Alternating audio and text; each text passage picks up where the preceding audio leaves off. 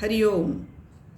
आज आपण या कर्कटी उपाख्यानाचं दुसरा भाग बघणार आहोत. मागच्या भागात आपण पाहिलं की तिचा दुष्टपणा निघून गेला आणि ती अन्याय बाधिका या स्वरूपामध्ये फिरू लागली. मग फिरत फिरत फिरत एक दिवस ती एका जंगलामध्ये फिरत असताना अचानक तिच्या समोर त्या भागातला एक किरात राजा, भिल्ल जमातीचा राजा आणि त्याचा मंत्री हे दोघं रात्री तिला दिसतात. तो राजा आहे किंवा तो मंत्री आहे हे तिला माहीत नसतं आणि राजालाही हे माहीत नसतं की ही राक्षसी आहे कोण. पण त्या तिघांचा सामना होतो. ते समोरासमोर येतात एकमेकांच्या. अर्थातच तो किरात आहे आणि राजा आहे, या दोन्ही गोष्टींमुळे तो त्या राक्षसीला घाबरत नाही. तो तिच्या समोर येऊन उभा राहतो आणि विचारतो की कोण आहेस तू? या एवढ्या रात्री या जंगलामध्ये काय करतीयेस? या वनामध्ये का बरं फिरतीयेस? आणि मग ती सांगते की आहार मिळवणं हा माझा अधिकार आहे आणि मी आहार प्राप्त करण्यासाठी मी फिरते आहे. मला ब्रह्मदेवानी वर दिलेला आहे की तू काय करायचं आहेस तर अन्यायी लोकांना खायचं आहेस. आणि त्याच्यासाठी त्यांनी मला एक उपाय पण सांगितलेला आहे की समोरचा माणूस अन्यायी आहे की न्यायी आहे हे तुला पडताळून बघता येईल. कसं पडताळून बघता येईल? तर तू त्यांना प्रश्न विचारू शकशील. तू त्यांना प्रश्न विचार. त्या प्रश्नांची जर उत्तरं तुला स्वतःला ज्ञान झालेलं असल्यामुळे बरोबर आहेत की नाही हे तुला कळेल. जर योग्य वाटली उत्तरं तर तो माणूस न्यायाने वागणारा आहे हे आपल्याला ठरवता येतं आणि नाही तर तो अन्यायी आहे आणि मग तू त्याला खाण्यासाठी मोकळी आहेस. त्यामुळे आता तुम्ही माझ्या समोर आलेले आहात दोघे, तर तुम्ही परिचय द्या तुमचा. काय तुम्ही कोण आहात? मी माझा परिचय तुम्हाला दिला. मग तो सांगतो की मी अमुक अमुक ठिकाणचा किरात राजा आहे आणि हा माझा मंत्री आहे. मग ती म्हणते ठीक आहे, तुम्ही सज्जन आहात की दुर्जन, न्यायी आहात की अन्यायी, याच्यासाठी मी तुम्हाला काही प्रश्न विचारीन. या प्रश्नांची समाधानकारक उत्तर दिलीत तर तुम्ही वाचलात, अन्यथा तुम्ही काही वाचत नाही आता माझ्या तावडीतून, असं म्हणते. मग तो मंत्री जो असतो तो म्हणतो ठीक आहे, हरकत नाही, तू विचार काय प्रश्न विचारायचे तुला ते. त्या प्रसंगी तिने त्या दोघांना, म्हणजे ग्रंथामध्ये असं आहे 72 प्रश्न विचारले, एकूण सगळे मिळून 72. मात्र त्या प्रश्नांमध्ये काही ठिकाणी पुनरुक्ती आहे, म्हणजे पुन्हा पुन्हा तोच प्रश्न थोडासा फिरून थोडासा वेगळा असा विचारलेला आहे. त्यामुळे तेवढे सगळे 72 प्रश्न न घेता त्यातले महत्त्वाचे 10 प्रश्न इथे मी तुम्हाला सांगणार आहे. तिने कोणकोणते विचारले त्या किरात राजाला. त्यातला पहिला प्रश्न तिने विचारला, कोणत्या अणूपासून कोट्यावधी ब्रह्मांड उत्पन्न होतात आणि त्यातच ते विलीन होतात? असा पहिला प्रश्न विचारला. कोणत्या अणूपासून कोट्यावधी ब्रह्मांड निर्माण होतात आणि त्यातच ती विलीन होतात? ही सगळी उत्तरं त्या राजाच्या मंत्र्यांनीच दिलेली आहेत. त्याचं उत्तर तो मंत्री देतो, परमचित अणूमध्ये. परमचित अणूमध्ये ही सगळी कोट्यावधी ब्रह्मांड निर्माण होतात आणि ती त्यातच विलीन होतात असं सांगितलं. आता काय आहे हे? तर परमचित अणू म्हणजेच परमतत्व, म्हणजेच परमेश्वर, म्हणजेच ब्रह्मतत्व, ब्रह्मवस्तू असं ज्याला आपण म्हणतो ते, त्यातच हे निर्माण होतात आणि त्यातच विलीन होतात असं तो मंत्री उत्तर देतो. मग पुढचा प्रश्न, आकाश असून अनाकाश काय आहे? आकाश असून अनाकाश काय आहे? आता आकाश म्हणजे शून्य, हे काल आपण पाहिलेलं आहे. म्हणजे जे शून्य आहे पण शून्य नाही असं काय आहे? काय प्रश्न? एखादा सर्वसामान्य माणूस असा असला तर म्हणला असता काय वेडी बाई आहे, काय प्रश्न विचारते, हिला तरी कळतं का की काय विचारते आहे ते? म्हणजे शून्य असून जे शून्य नाही असं काय आहे? आकाश असून जे अनाकाश आहे असं काय आहे? तो मंत्री उत्तर न घाबरता उत्तर देतो. तो म्हणतो, बाह्य विषयांच्या अभावामुळे आत्मा हा आकाश आहे. आत्म्याला बाह्य विषयांमध्ये काय इंटरेस्ट नाही, त्याला स्पर्शसुद्धा होत नाही. त्याच्यामुळे त्या विषयांच्या बाबतीत हा आत्मा म्हणजे आकाशच आहे, म्हणजे शून्य आहे. त्याला या विषयांच्या बद्दल शून्य अस्तित्व आहे. या विषयांचं त्याच्यामध्ये अजिबात अस्तित्व नाही, म्हणून तो शून्य आहे. मात्र बाह्य विषयांच्या बाबतीत जरी तो शून्य असला, आकाश असला, तरी चिद्रूप असल्याने तो स्वतःच चित रूप आहे, म्हणजे चैतन्य रूप आहे. चैतन्य भरलेलं आहे, सर्वत्र भरलेलं आहे, विभू आहे, सगळीकडे ओतप्रोत आहे. त्याच्यामुळे तो शून्य पण म्हणता येत नाही, कारण तो चैतन्य रूपाने सर्वत्र अस्तित्वात आहे. मग हे आत्मतत्वच असं आहे की जे आकाशही आहे आणि अनाकाशही आहे. मग पुढचा प्रश्न, काही नसून काही असणारे असे काय आहे? म्हणजे जगामध्ये त्याला काही अस्तित्वच नाही. काही नसून म्हणजे ज्याला काही अस्तित्व नाही असं आहे, पण काही ठिकाणी त्याला अस्तित्व आहे. असं काय आहे? तर त्याचंही अर्थातच उत्तर आहे आत्मा किंवा आत्मतत्व. कारण ते दिसतं का? ऐकू येतं का? स्पर्श करता येतं का? नाही. म्हणजे इंद्रियांना ते कळत नाही. अतिइंद्रिय आहे, इंद्रियांच्या मर्यादेच्या पलीकडे आहे, म्हणून ते नाही असं वाटतं, म्हणजे ते नाही. आणि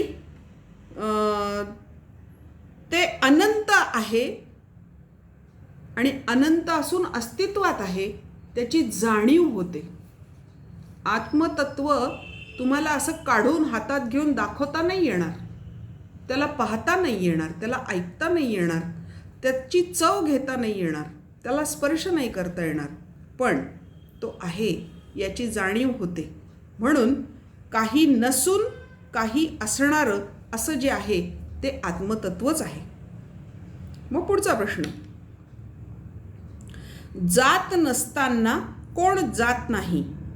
जात नसताना म्हणजे गोईंग, व्हाईल गोईंग, जाण्याची क्रिया करत, तो जाण्याची क्रिया करतो पण एकाच ठिकाणी स्थिर असतो, असं काय?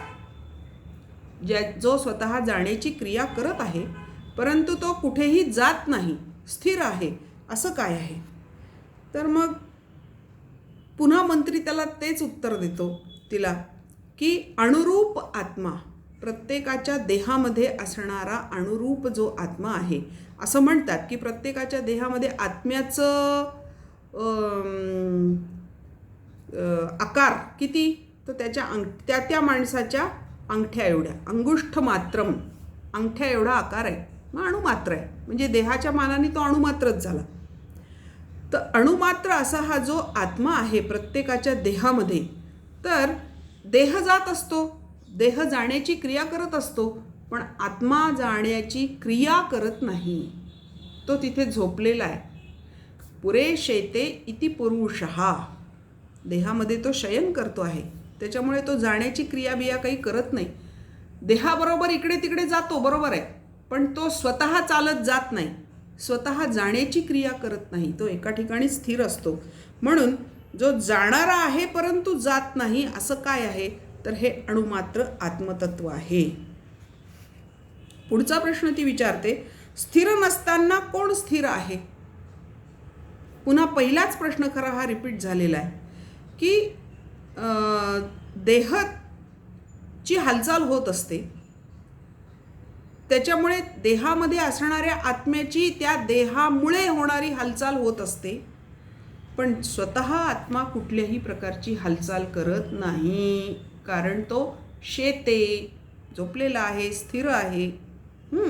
म्हणून स्थिर नसताना सुद्धा देहामध्ये स्थिर कोण आहे, तर तो आत्मा. मग त्याला त्यांनी उदाहरण पण दिलं.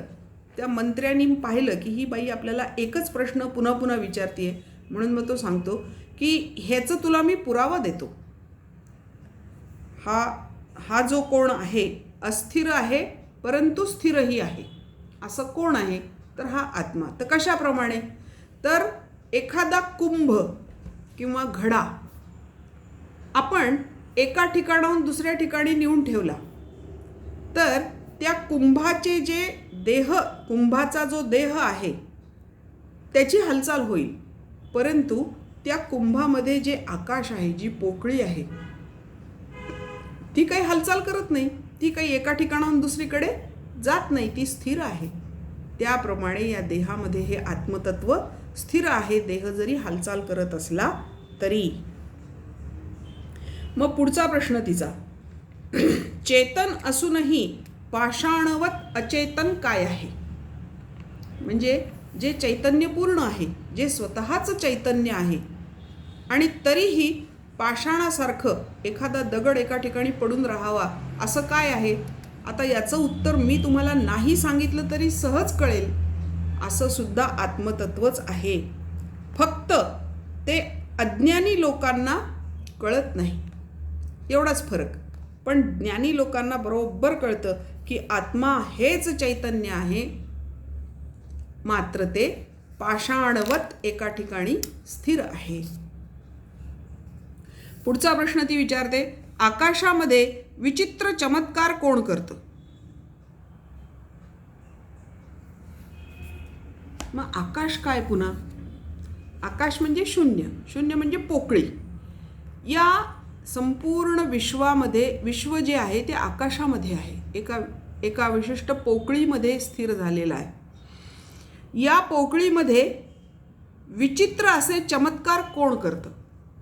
त्याचं सामर्थ्य कोणाचं आहे? तर मंत्र्यांनी उत्तर दिलंय, चिदाकाशामध्ये हा आत्माच जगदरूपी विचित्र चमत्कार निर्माण करतो. आपण मंडपाख्यान पाहिलं मागच्या वेळेस. त्या मंडपाख्यानामध्ये हे सांगितलेलं आहे की या चिदाकाशामध्ये एक मंडप आहे, त्या मंडपाला मेरू पर्वताचा खांब आधार दिलेला आहे, 14 भुवनांचे त्याला कोनाडे आहेत, आणि त्यामध्ये ब्रह्मदेवाची सृष्टी आहे 3 स्तरांवरची, पाताळ, मृत्युलोक आणि स्वर्गलोक. पाताळामध्ये दानव राहतात, मृत्युलोकामध्ये मानव राहतात, आणि स्वर्गलोकांमध्ये देव राहतात.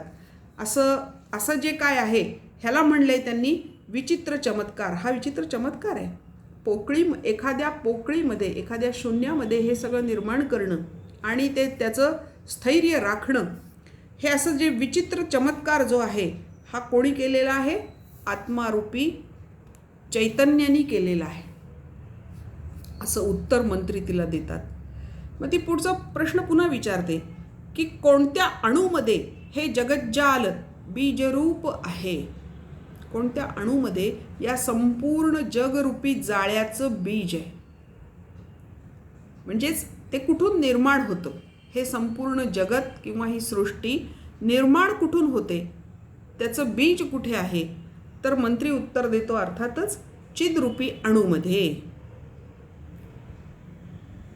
एक मन्वंतर किंवा एक कल्प संपतो त्या वेळेला हे संपूर्ण जग सूक्ष्म रूपाने त्या चैतन्यामध्ये समाविष्ट होतं, म्हणजे ते बीज आहे. आणि मग कालांतराने पुन्हा नवीन कल्प जेव्हा निर्माण होतो, नवीन मन्वंतर जेव्हा निर्माण होतं, तेव्हा हेच बीज वृक्षरूपाने त्या मन्वंतरामध्ये आकार घेतं, म्हणून ते बीजरूप आहे.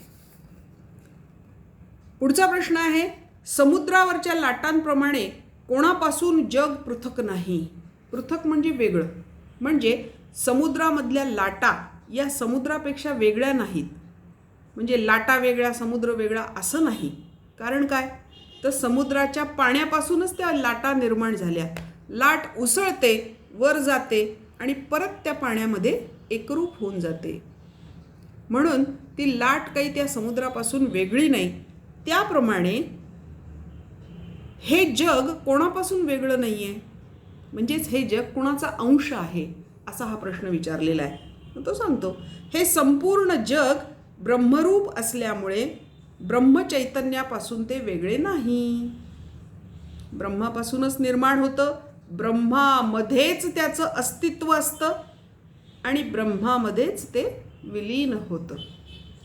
जसं समुद्रामध्ये पाण्याची लाट निर्माण होते, ती काही काळ वर तिचं अस्तित्व स्थिर करते आणि परत समुद्राच्या पाण्यामध्ये विलीन होते. तद्वत हे ब्रह्मचैतन्यापासून निर्माण झालेलं संपूर्ण जग आहे, ब्रह्मांड आहे आणि हे त्याच्यातच राहतं आणि त्याच्यातच विलीन होतं, असं तो त्याचं उत्तर देतो. आणि मग आता शेवटचा प्रश्न ती विचारते की द्वैत कुणापेक्षा वेगळं नाही. आपल्याकडे द्वैत भाव असतो लोकांच्या मनामध्ये. देव कोणीतरी आहे आणि मी त्याचा भक्त आहे, ह्याला म्हणतात द्वैत. कोणीतरी एक देव आहे, कोणीतरी एक मी त्याचा भक्त आहे.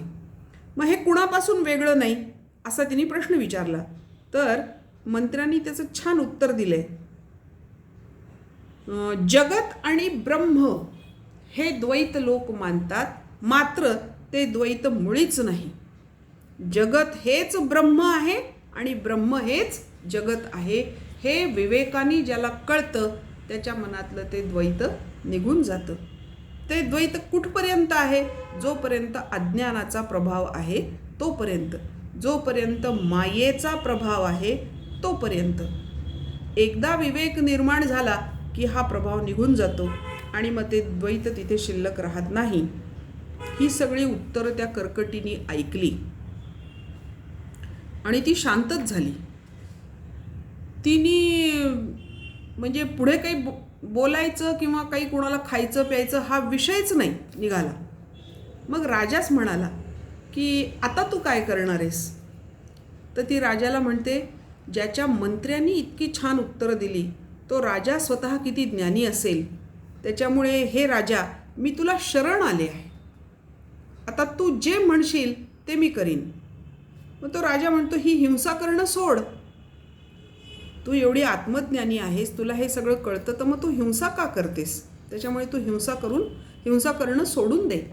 ते ऐकल्याबरोबर त्या कर्कटीला उपरती होते आणि ती म्हणते, बरं ठीक आहे, मी आता कुणालाही खाणार नाही, मी तपश्चर्येसाठी निघून जाईन, असं ती म्हणून निघून जाणार. तेवढ्यात तो राजा म्हणतो, नाही थांब, मी तुला एक काम देतो. तुझ्याकडे विषूचिका मंत्र आहे, तर माझ्या राज्यामध्ये जे न्यायाने वागणारे लोक आहेत, ज्यांना काही व्याधी आहेत, त्यांच्या व्याधी त्या मंत्राच्या माध्यमातून तू दूर कर. आणि त्याच्या मोबदल्यात, म्हणजे माझ्या राज्यातल्या लोकांचं तू संरक्षण करणार आहेस, त्याच्या मोबदल्यात मी तुला अन्यायी लोक आहारासाठी देईन. म्हणजे तुझा आहार पण होईल आणि माझ्या राज्याचं रक्षण पण होईल. मग ती म्हणते, ती हिंसा नाही होणार का? तू मला अन्यायी लोक खायला देशील, मग ती हिंसा नाही होणार का? मग तो राजा तिला समजावून सांगतो, ती हिंसा यासाठी होणार नाही की जे वंध्य, म्हणजे काय म्हणायचं त्याला, मारणीय आहेत, ज्यांना मारणं गरजेचं आहे, अशांना मारलं तर ती हिंसा होत नाही. तेव्हा मी तुला असेच लोक देईन की ज्यांना मारणं गरजेचं आहे आणि त्यांना तू मारून खाऊ शकशील. म्हणजे तुझं पण आहार तुला मिळेल, माझ्या राज्याचं रक्षण होईल आणि राज्यातल्या लोकांचं जीवन सुखाचं होईल. तर आपण मिळून हे काम करू. मात्र तुला माझ्या राज्यात येताना तुझ्या अशा या अगडबंब रूपाने येता येणार नाही. त्याच्यामुळे तुला एका स्त्रीचं रूप घेऊन माझ्या राज्यात राहता येईल, असं म्हणून तो तिला घेऊन जातो. ती तिथे तिच्या मंत्र सामर्थ्याने लोकांना बरं करते आणि त्याच्या मोबदल्यात राजा तिला एकदमच 100-150 असे अन्यायी माणसं आणून देतो आणि ती सगळ्या त्या माणसांना घेऊन लांब एका पर्वतावर जाऊन आपला आहार खाऊन पुन्हा स्त्रीचं रूप घेऊन त्याच्या राज्यात येऊन राहते. असं त्या राजाचं जीवन संपेपर्यंत ती करते. मग तोपर्यंत नंतर ती वृद्ध होते आणि नंतर तपाचरणाला निघून जाते, अशी ती गोष्ट आहे. मग ही गोष्ट का आली तर त्या कर्कटी राक्षसीमध्ये होणारं परिवर्तन, त्याच्यासाठी तिने केलेले प्रयत्न, त्याच्यासाठी तिला साह्यभूत झालेली परिस्थिती आणि आत्मज्ञानाने होणाऱ्या बदलांचं एक रूप रामासमोर ठेवण्यासाठी वसिष्ठांनी ही कर्कटी राक्षसीची गोष्ट किंवा आख्यान इथे सांगितलेलं आहे. मंडळी, हे आख्यान आता इथे संपलं आहे. उद्या इंदुपुत्र आख्यान आपल्याला बघायचं आहे. ते याहीपेक्षा वेगळं आहे, वेगळ्या तत्वासाठी आलेलं आहे. नेमकं त्या आख्यानात काय आहे हे आपण उद्या बघणार आहोत. आज आपण हे आख्यान इथे संपवू. हरिओम.